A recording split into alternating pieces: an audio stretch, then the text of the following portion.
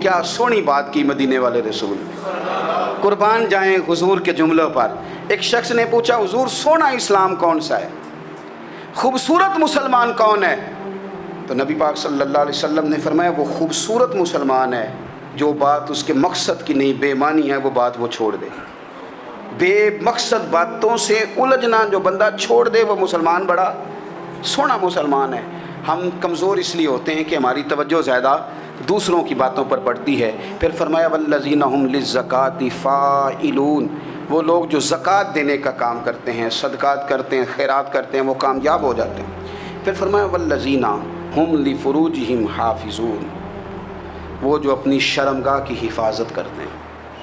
نوجوان میری بات پر توجہ کریں، فرمایا وہ لوگ جو اپنی شرمگاہ کی، والذین هم لفروجہم حافظون، وہ لوگ جو اپنی شرمگاہ کی حفاظت کرتے ہیں۔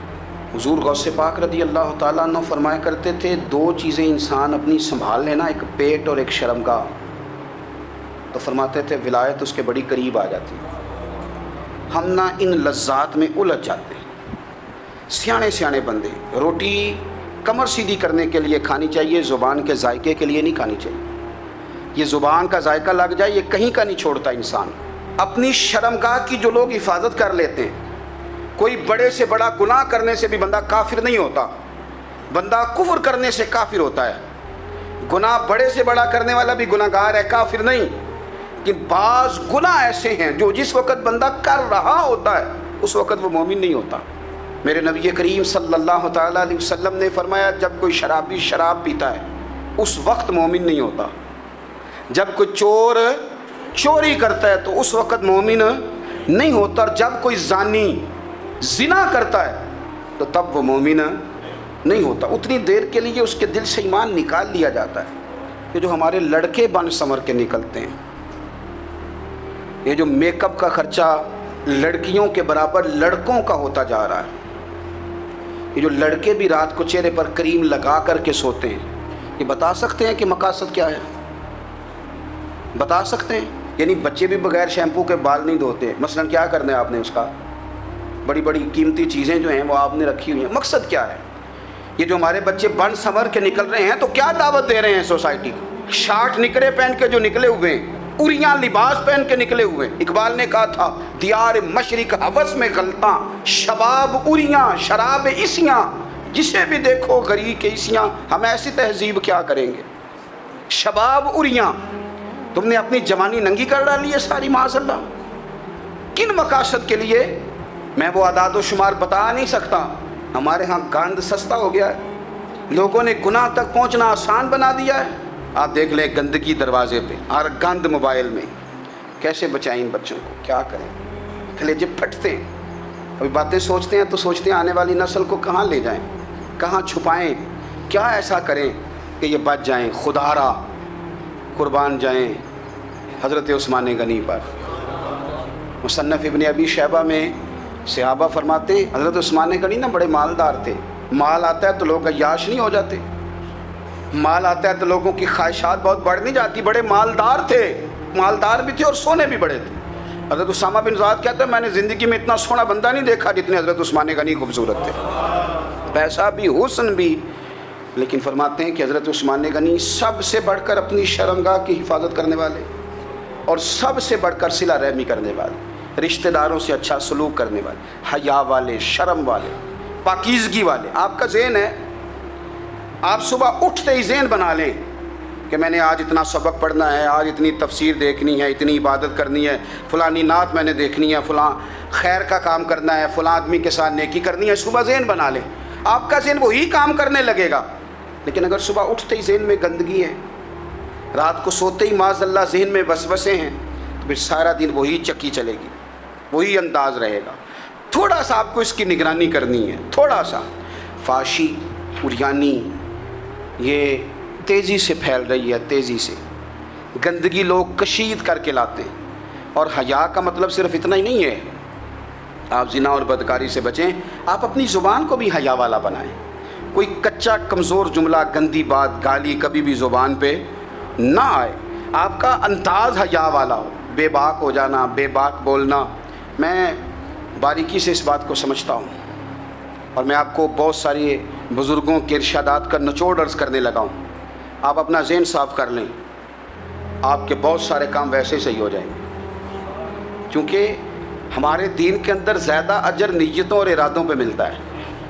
आपके जो अंदर की पाकीज़गी है वो बहुत सारा फजल लाती है अल्लाह का, और अगर दिल ही नापाक हो, ज़हन ही नापाक हो, तो वो खैर की चीज़ें किस तरह करके दाखिल होंगी? अपनी शर्मगाह की कुर्बान जाएं। नौजवानों ज़रा गौर करना, मेरे नबी करीम सल्लल्लाहु ताला अलैहि वसल्लम के बारे में हज़रत आयशा सिद्दीक़ा फरमाती हैं कि अरब की कवारी लड़कियां बड़ी हया वाली होती थीं, लेकिन अल्लाह के प्यारे रसूल सल्लल्लाहु अलैहि वसल्लम अरब की कवारी लड़कियों से भी बढ़कर हया वाले थे। ये हमारे बच्चे मजाक में हमें कई दफ़ा कहते हैं शादी करा दो, शुगल में कह देते, अब्बा को कह देते हैं, अब्बा को नहीं, मुँह पे आके कह देते हैं, कहते हैं ये बड़ा भाई मुसीबत बन गया, ये हटेगा तुम्हारी बारी आएगी। आप कुछ ऐसी बातें कर रहे हैं, कुछ ऐसे अंदाज आप इख्तियार कर रहे हैं जो वज़ादार लोग करते नहीं। शर्म हया से वो चीज़ें ढल जाती हैं, जो बातें हमारे बच्चों की ज़ुबानों पर बेबाकी के साथ आने लगी हैं। और मैं आपको एक अकली बात अर्ज़ करता हूँ, आप अपनी ज़ुबान से जो जुमले ख़ुद अदा करते हैं वो जुमले आपके दिल पर भी असर करते हैं। अगर आप गलत बात बार बार करेंगे तो आपका दिल भी गलत बात की तरफ माइल हो जाएगा।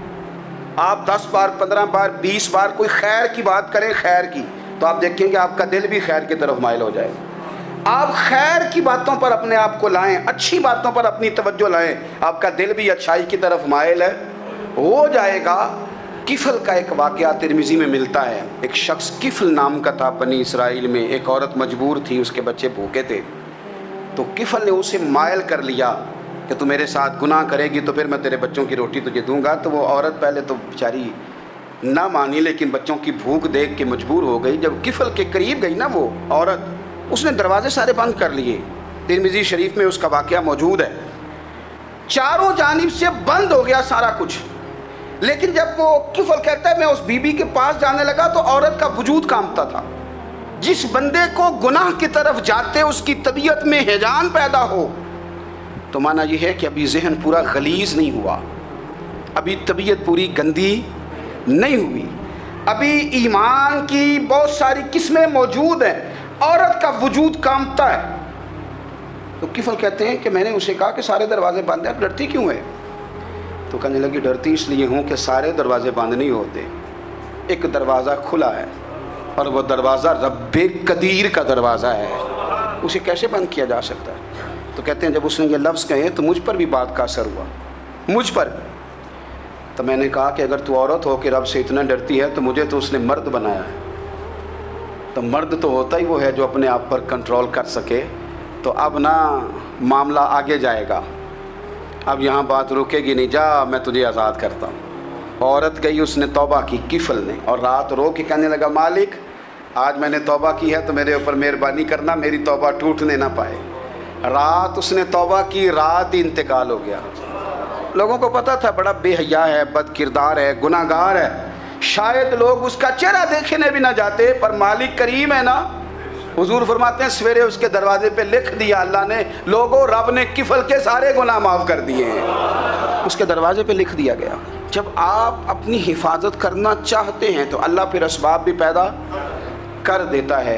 अपनी शर्मगाह की, अपनी नज़र की आप खूब हिफाजत करें। और मैं आपको एक बात अर्ज़ करूं, एक बंदे के बाहया हो जाने से ना, एक बंदे के ठीक हो जाने से उसके दाएं बाएं बेशुमार लोग ठीक हो जाते हैं। ना चाहते हुए भी आपकी नेकी का असर आपके दोस्तों पे पड़ता है, ना चाहते हुए।